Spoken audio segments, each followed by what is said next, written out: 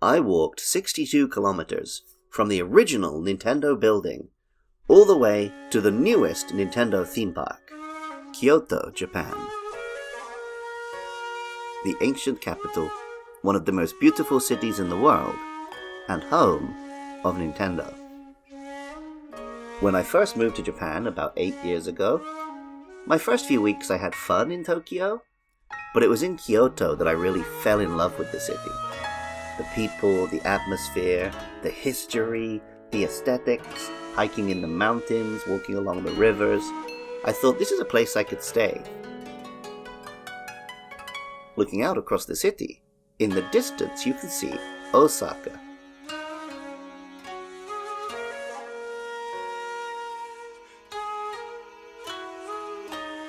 And I thought to myself, if I keep walking down the Kyoto River, eventually I'll get to Osaka. At the time it seemed like a crazy, impossible idea, but now I've done a bunch of hiking and it's not actually further than what I've done before. So I stayed in a hostel and the next day I woke up and set out. I started off in these cute little suburbs, and I knew I had to start from this building. Today, it's just a hotel. A very expensive hotel. I did not stay in this one, by the way. But if you look closely, you can see some signs on the outside that reveal this was the original Nintendo building. I paid my respects, and I started on my journey along the Yodogawa.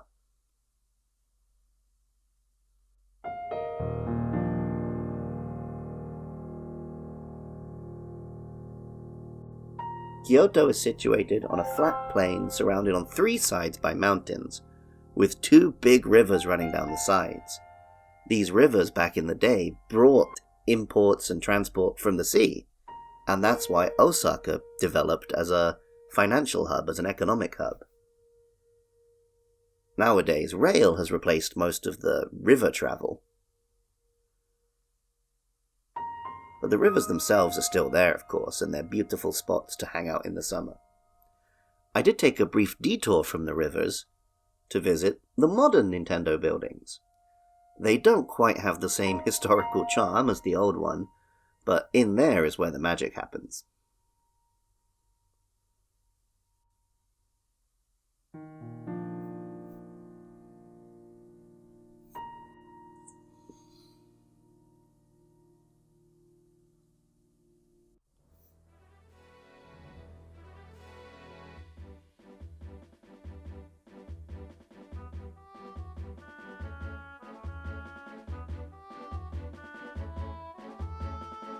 Continuing to make my way along the river, slowly the city disappeared and I found myself in slightly more of the countryside, but also seeing some big industrial sites along the river. Reminding you of historically, this river was super important for trade and business, even if now it seems more like a spot to go for a stroll.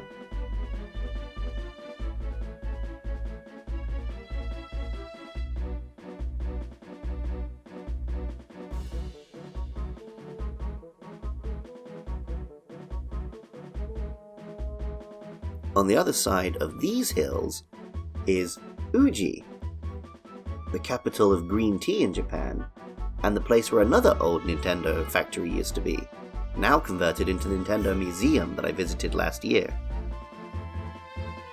Eventually, I left the area where sensible people would go for a walk, and there weren't really footpaths anymore, just roads and cycle paths. And the weather did get a little grey and cloudy at times. I even had to run into a convenience store and buy an umbrella at one point.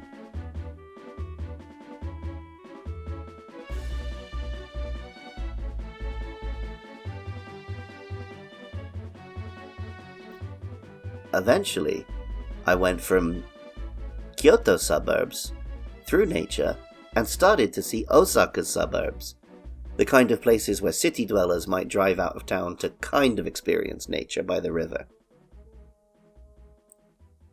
As the sun went down and it started to get dark, I found myself approaching Osaka itself. And something about coming into a big city from the outside.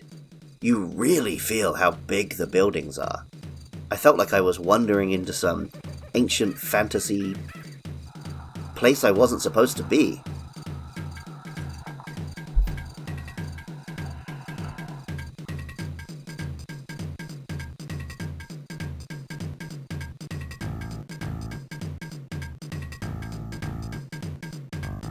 I had some dinner near Dotonbori, spent the night in a hotel, and the next day I met up with my fiancée. She's not as crazy as me, she wasn't planning to walk from Kyoto to Osaka. And I took the last few steps of my journey, arriving at USJ and Super Nintendo World. Finally visiting Donkey Kong.